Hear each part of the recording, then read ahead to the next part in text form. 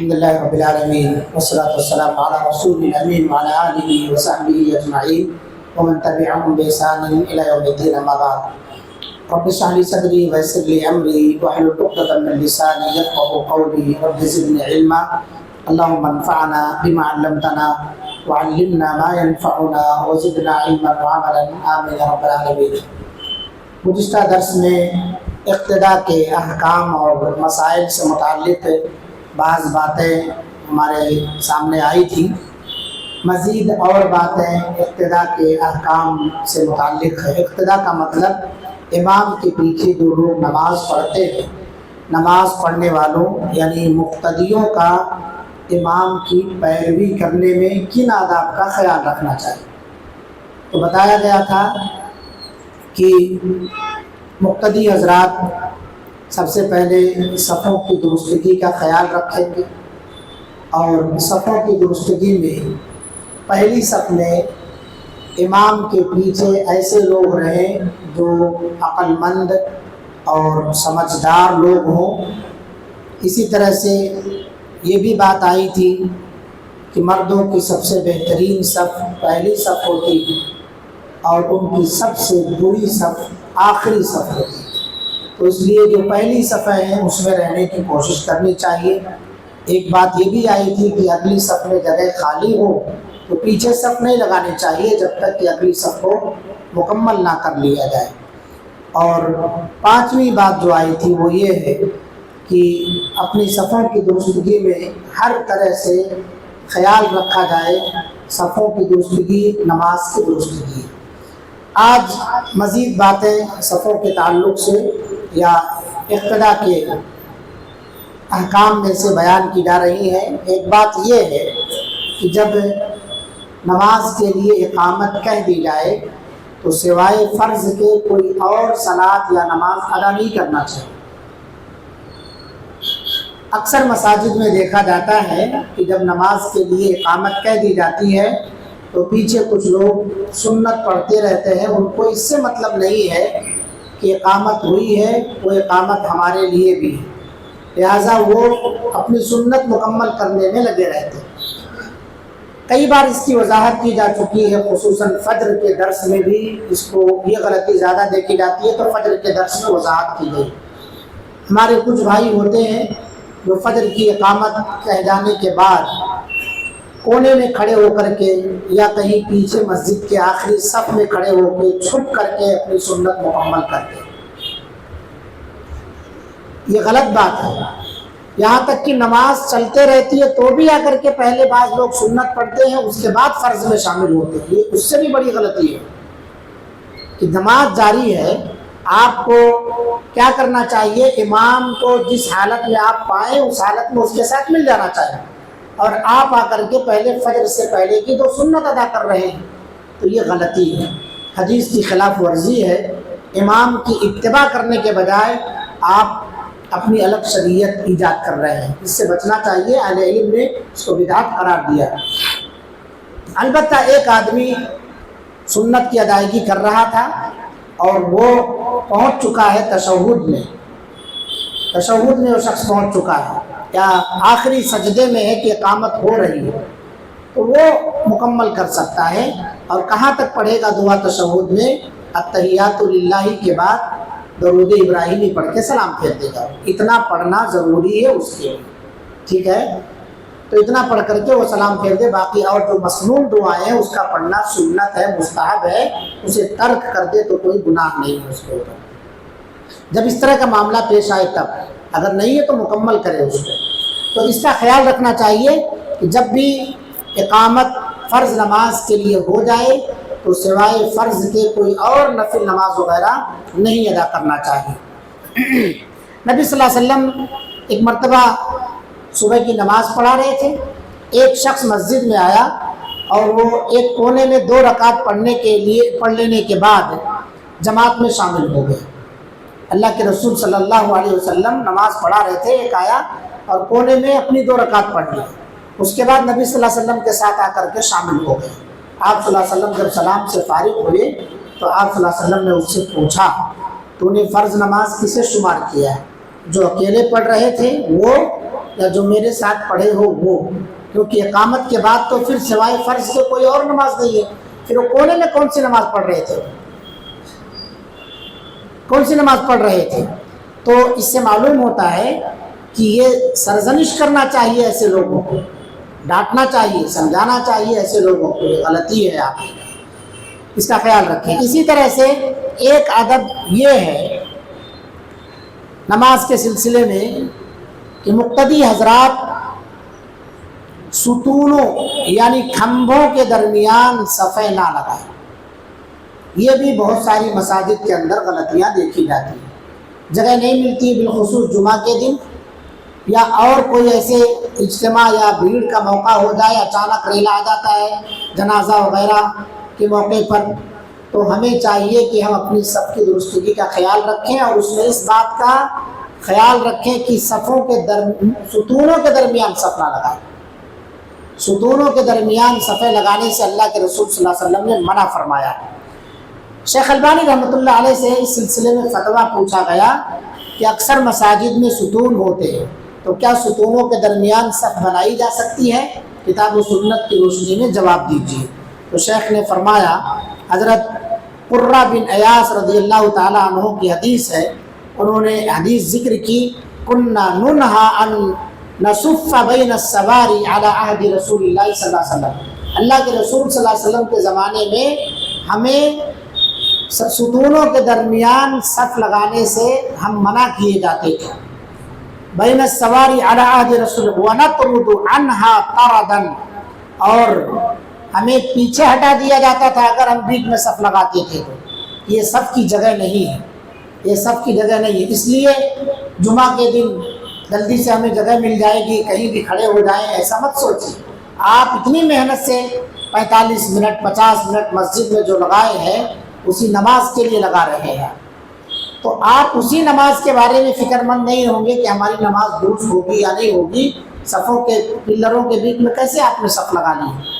تو یہ چیز یا تو جہالت کی بنا پر ہے، اور یا یہ ہے کہ ہم غفلت کے شکار ہیں، کیسے بھی نماز پڑھ لو، پڑھنا ہے بس۔ تو یہ نہیں سوچنا چاہیے ہمیں یہ سوچنا ہماری نماز قبول کیسے ہوتی ہے۔ سب سے پہلے صف درست ہونا، اس کے بعد نماز ہماری قبول ہوگی۔ جب صف ہی درست نہیں ہماری تو نماز کہاں سے قبول ہوگی؟ اسی طرح سے آپ صلی اللہ علیہ وسلم نے ایک حدیث کے اندر بیان فرمایا، لا تصفوا بین السواری، تم ستونوں کے درمیان صفیں نہ لگاؤ، یعنی صاف لفظوں میں آپ صلی اللہ علیہ وسلم نے منع فرمایا ہے۔ امام بیہقی رحمۃ اللہ علیہ فرماتے ہیں کہ یہ ممانعت اس لیے ہے کہ ستون صف کے ملانے جوڑنے میں رکاوٹ بنتے ہیں۔ یہ جو ستون ہے صفوں کے ملانے جوڑنے میں رکاوٹ بنتے ہیں۔ 4 آدمی اس بیچ میں کھڑے ہو جائے، 5 آدمی ادھر کھڑے ہو گئے، 5 آدمی ادھر کھڑے ہو گئے، تو اب بیچ میں کھمبا آنے کی وجہ سے صف کٹ گئی۔ تو صفیں کٹنا نہیں ہے، اللہ کے رسول صلی اللہ علیہ وسلم کی حدیث ہے، جس نے صفیں کاٹا اللہ اس کو کاٹ دے گا، جس نے صفوں کو کاٹا اللہ رب العالمین اسے کاٹ دے گا۔ امام مالک رحمۃ اللہ علیہ فرماتے ہیں، امام کے لیے 2 ستونوں کے درمیان کھڑا ہونا یہ ناپسندیدہ عمل نہیں ہے، لیکن مقتدیوں کے لیے ستون کے درمیان کھڑا ہونا یہ ناپسندیدہ عمل۔ مسجد میں جگہ ہے، کشادگی ہے، سب کچھ ہے، اس کے باوجود بھی صفوں کے بیچ میں لگاتے ہیں۔ ہمیں ابھی جلدی خبر ملی ہے کہ اس مسجد کے اندر بھی یہ کام شروع ہو چکا ہے، صفوں پلروں کے بیچ میں لوگ صفیں لگاتے ہیں۔ پلروں کے بیچ میں جو جگہ ہے یہ آپ کے لیے نہیں ہے، یہ جنوں کے لیے ہے، یا تو جناتوں کے لیے ہے، اور یا پھر اسے چپل وغیرہ جوتے وغیرہ رکھنے کے لیے بھی آپ استعمال کر سکتے ہیں۔ تو آپ کے لیے نہیں ہے یہ کہ آپ اس کے درمیان صف لگائیں۔ امام طبری رحمۃ اللہ علیہ فرماتے ہیں کہ ایک جماعت نے ستون کے درمیان صف بنانے کی ممانعت کی ہے، حدیث کی وجہ سے، جو ابھی حدیث آپ کے سامنے ذکر کی گئی ہے کہ یہ ناپسند ہے، اور اس کی وجہ تنگی نہ ہونا، یعنی جگہیں اور موجود ہیں، جگہ نہیں ہے، آپ مجبور ہیں، تو مجبوری کی حالت میں بعض علماء اسے جائز قرار دیتے ہیں، لیکن پھر بھی کراہت کے ساتھ ہے، یعنی بہتری پسندیدگی والی جگہ۔ ماشاءاللہ مسجد میں کشادگی کے ساتھ جگہ ہے، اس کے باوجود بھی لوگ صفوں پلروں کے درمیان صف لگانے میں پہل کیا کرتے ہیں، تو اس سے بچنا چاہیے۔ اسی طرح سے بہت ساری مسجدوں میں دیکھا جاتا ہے یہ ممبر ہے، ممبر آگے سب تک بڑھا رہتا ہے، یہاں آدمی سجدہ کر رہا ہے، ادھر آدمی سجدہ کر رہا ہے، یہ ممبر سب کو کاٹ رہا ہے، ایسا نہیں ہونا چاہیے۔ اسی طرح سے قالین وغیرہ بچھانے میں بھی بہت ساری صفیں بچھانے میں غلطیاں ہوتی ہیں، اس میں بھی صفیں کٹتی ہیں، تو ان سب کا خیال رکھنا چاہیے، ممبر آڑے نہ آنے پائے۔ اسی طرح سے ہمیں صفوں پلروں کے بیچ میں، ستونوں کے بیچ میں صف نہیں لگانی چاہیے۔ اس کی وجہ بتائی گئی ہے کہ یہ جو ہے جناتوں کے بھی نماز پڑھنے کی وہ جگہ ہے، اسے ترک کر دینا چاہیے۔ اور سیدھی سی بات ہے، اللہ کے رسول صلی اللہ علیہ وسلم نے منع فرمایا لا تصفوا بین السواری، کھمبوں کے درمیان صف لگانے نہ لگاؤ، صاف لفظوں میں آپ صلی اللہ علیہ وسلم نے منع فرمایا۔ تو یہ ناپسندیدہ عمل ہے اور نہ ہی اللہ کے رسول صلی اللہ علیہ وسلم سے جائز اور درست ہے۔ اسی طرح سے ایک ادب یہ ہے مقتدیوں کا کہ دیوار یا پردے کے پیچھے سے امام کی اقتداء کر سکتے، دیوار یا پردے کے پیچھے سے، یعنی امام نماز یہاں پڑھا رہے، اس کا سر نظر آ رہا ہے تو پیچھے مقتدی حضرات اس کی اقتداء کر سکتے، آواز آ رہی ہے، امام دکھ رہا ہے، عورتیں ہیں پردے کے پیچھے ہیں، اس کے پیچھے دلیل ہے اس کی۔ ایک مرتبہ اللہ کے رسول صلی اللہ علیہ وسلم اپنے حجرے میں امامت کرا رہے تھے، آپ صلی اللہ علیہ وسلم کا اتنا حصہ نظر آ رہا تھا اور پیچھے صحابہ کرام کی صفیں لگنا شروع ہو گئی، تو اسی حدیث سے استدلال ہے کہ امام کی اقتداء دیوار کے پیچھے یا پردے کے پیچھے سے کی جا سکتی ہے، اس میں کوئی قباحت نہیں۔ ایک بات یہ ہے، اللہ کے رسول صلی اللہ علیہ وسلم نے ارشاد فرمایا کہ جب تم نماز کی اقامت سنو، یعنی جماعت کھڑی ہو جائے تو نماز کی طرف اطمینان، سکون اور وقار کے ساتھ چل کر آؤ۔ کچھ لوگوں دیکھے جائے دھپ دھپ دھپ دھپ دوڑتے بھی آتے ہیں کہ کہیں رکعت چھوٹ نہ جائے، یہ خلاف ہے ادب کے، دوڑنا نہیں چاہیے آپ کو۔ آپ صلی اللہ علیہ وسلم نے فرمایا جلدی اور عجلت مت کرو، جتنی نماز جماعت کے ساتھ پالو اتنی پڑھ لو، اور جو باقی رہ جائے اسے بعد میں پورا کر لو۔ صحیح مسلم میں اضافہ ہے، کیونکہ جب کوئی نماز کا قصد کر کے نکلتا ہے تو نماز ہی میں شمار ہو گیا ہے۔ تو ہمیں اس سلسلے میں یہ سوچنا چاہیے، جو ہم اب بھاگ رہے ہیں کہ رکعت نہ چھوٹ جائے، وہی 4 منٹ پہلے بھاگ لیے ہوتے اقامت سے، 4 منٹ 5 منٹ پہلے بھاگ لیے ہوتے اقامت سے تو رکعت چھوٹنے کا مسئلہ نہیں تھا، یہ دوڑنا نہیں پڑتا، تھوڑا پہلے نکلے ہوتے گھر سے ہم۔ تو کچھ لوگ اس چکر میں جلدی جلدی بھاگتے ہیں وضو خانے سے یا گھر سے تیزی کے ساتھ، اور پھر نماز میں جب کھڑے ہوتے تو ان کی سانس اوپر نیچے ہونا شروع ہوتی ہے، اطمینان ختم ہو جاتا ہے۔ نماز کا مطلب اطمینان، خشوع خضوع، آپ وقار اور سکینت کے ساتھ آئیے، نماز میں بھی وقار اور سکینت کے ساتھ آ کر کے کھڑے ہوئیے، عجلت اور جلدی مت کریں، یعنی مسجد میں پہنچ گئے تو بھاگیے مت، ایک دم سے آرام سے آئیے، جتنی پائے اتنی پڑھ لو، جو چھوٹ گئی اس کو مکمل کر لیجیے۔ حضرت علی رضی اللہ عنہ فرماتے ہیں امام کے ساتھ جو نماز تم پالو وہ تمہاری پہلی نماز ہے، یعنی رکعت ہے۔ مطلب آپ نے امام کے ساتھ جب مسجد میں داخل ہوئے تو دوسری رکعت میں امام ہے، ایک رکعت مکمل ہو چکی، جب آپ مسجد میں داخل ہوئے تو امام رکوع کر دیا، اب کیا کریں گے آپ، یعنی ایک رکعت مکمل ہوگی، دوسری رکعت میں آپ شامل ہوئے، تو اب جس میں شامل ہوئے ہیں وہ آپ کی پہلی رکعت ہے۔ امام کی نہیں سوچنا آپ کہ امام کی دوسری ہے، میری بھی دوسری، امام کی دوسری، آپ کی پہلی ہوگی۔ تو اب آپ جیسے نماز پڑھا جاتا ہے اس طریقے پر عمل کریں گے، اقتداء یہاں کریں گے، 3 رکعتیں آپ کی ہو گئی ہیں، 1 رکعت بعد میں آپ مکمل کریں گے۔ تو اسی کو حضرت علی رضی اللہ عنہ فرماتے ہیں کہ امام کے ساتھ جو نماز تم پالو وہ تمہاری پہلی نماز ہے۔ ان تمام روایتوں کی بنا پر جس شخص کی 1 یا 2 رکعت چھوٹ گئی ہو وہ بعد میں سورہ فاتحہ پر صرف اکتفا کرے گا، ضم صورت نہیں پڑھے گا وہ، کیونکہ اس کی جو پہلی رکعتیں ہیں وہ 2 پہلی شمار ہو چکی، جس کے اندر سورہ فاتحہ کے بعد دوسری صورتیں ملانا ہے۔ اب 1 رکعت چھوٹی ہے تو مکمل کرتے وقت صرف سورہ فاتحہ پڑھے گا، کیونکہ اس کی آخری رکعت ہے نا وہ، تو آخری رکعت میں کیا کرتے ہیں ہم، صرف سورہ فاتحہ پڑھتے ہیں، تو آخری رکعت میں صرف سورہ فاتحہ پر اکتفا کرے گا۔ 10ویں بات یہ ہے کہ رسول اللہ صلی اللہ علیہ وسلم کا ارشاد ہے جب تم میں سے کوئی نماز کے لیے آئے تو امام کو جس حالت میں پائے امام کے ساتھ شامل ہو جائے۔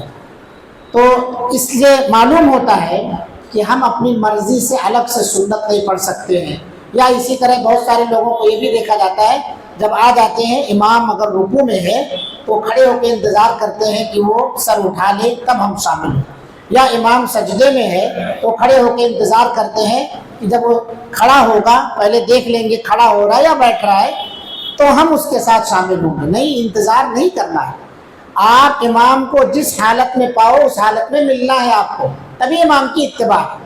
کھڑے ہو کے انتظار کرے تو حدیث کی مخالفت کر رہے ہیں آپ، اس لیے اس کا خیال رکھنا چاہیے ہمیں۔ اگلی بات یہ ہے کہ صف کے پیچھے اکیلے نماز ادا کرنا درست نہیں ہے۔ اگلی صفوں میں جگہ خالی ہے اور آپ اکیلے پڑھ رہے ہیں نماز، تو اکیلے صف میں آپ کی نماز درست نہیں ہوگی۔ آپ صلی اللہ علیہ وسلم نے ایک آدمی کو صف کے پیچھے اکیلے نماز ادا کرتے دیکھا تو اس آدمی کو آپ نے دوبارہ نماز پڑھنے کا حکم دیا۔ پتہ چلا کہ اگر کوئی آدمی آخر تک ہمارے ساتھ آ کے نہیں ملا ہے تو ہمیں وہ پوری نماز دہرانی پڑے گی، اور جب مل گیا ہے کوئی آ کر کے ہم اکیلے کھڑے ہیں تو اس میں مسئلہ کیا ہوگا، جتنی نماز ہم نے تنہا پڑھی ہے جتنی رکعت اتنی دہرانی پڑے گی۔ یہ اس صورت میں جب اگلی صفوں میں جگہ خالی ہو پھر بھی ہم پیچھے کھڑے ہو گئے، لیکن اگلی صفوں میں کہیں بھی سیٹ ہونے کی جگہ نہیں ہے تو ہم تنہا پڑھ رہے ہیں تو ہماری نماز ہو جائے۔ یہ اس وقت کی بات ہے جب اگلی صف میں جگہ خالی ہے پھر بھی ہم پیچھے اکیلے کھڑے ہیں اپنی سہولت کی خاطر کہ ہم اتنے میں نہیں آ سکتے، یہ نہیں ہو سکتا، پنکھا نہیں ہے، فلاں نہیں ہے، ہم پیچھے پنکھے کے نیچے کھڑے ہو گئے، اکیلے ہم کھڑے رہ گئے جب تک کوئی شخص آ کے ملا نہیں ہے، تو جتنی رکعت ہماری ہوئی ہے اس کو ہمیں دہرانا پڑے گا، اور اگر پوری نماز بھر کوئی نہیں آیا ہے تو ہمیں پوری نماز دہرانی پڑے گی۔ بعض لوگ یہ کہتے ہیں کہ نہیں، آگے صف سے کیا کرو، ایک آدمی کو کھینچو، اگر آگے صف میں جگہ نہیں ہے آپ پیچھے اکیلے ہیں تو آپ آگے سے کسی آدمی کو کھینچ لو۔ یہ پیچھے کھینچنے والی جو روایت ہے اگلی صف سے یہ ضعیف ہے، اس لیے اس عمل سے اپنے آپ کو بچا کے رکھنا چاہیے۔ کسی کو کھینچنے کا مطلب اس کی نماز ڈسٹرب کرنا۔ اب آپ آگے سے کھینچ لیے تو وہاں بھی جگہ خالی ہو گئی، اس کو کون پر کرے گا، اس کو کون بھرے گا؟ تو یہ دو دو تین تین قباحتیں اس سلسلے میں آ جاتی ہیں، اس لیے اگلی صف سے کسی کو کھینچنا نہیں چاہیے۔ آگے صف میں جگہ نہیں ہے تو آپ اکیلے نماز پڑھ سکتے ہیں، لیکن جب جگہ خالی ہے پھر بھی اکیلے پیچھے کھڑے ہوئے ہیں آپ، تو آپ کو نماز یا رکعت ساری دہرانی پڑے گی اگر کوئی آ کر کے ملا نہیں ہے۔ اس لیے ہمیں ان تمام باتوں کا خیال رکھنا چاہیے۔ اللہ رب العالمین سے دعا ہے اللہ تعالی ہم تمام لوگوں کو اپنی نمازوں کی ادائیگی میں جو اقتدا کے احکام اور مسائل ہیں ان کو بجا لانے کی توفیق عطا فرمائے، نمازوں کو صحیح طور پر انجام دینے کی توفیق عطا فرما۔ اللہ رب العالمین جو آداب سکھائے اور بتائے جاتے ہیں خود اپنا بھی اس پر عمل کریں، دوسرے کے یہاں کچھ کوتاہی پائی جائے تو اسے بھی اس کی تعلیم دینے کے اللہ ہم سب کو توفیق عطا فرمائے۔ آمین وآخر دعوانا ان الحمدللہ رب العالمین۔ السلام علیکم ورحمۃ اللہ وبرکاتہ۔ سبحانک اللہم وبحمدک اشہد ان لا الہ الا انت استغفرک واتوب الیک۔ جزاکم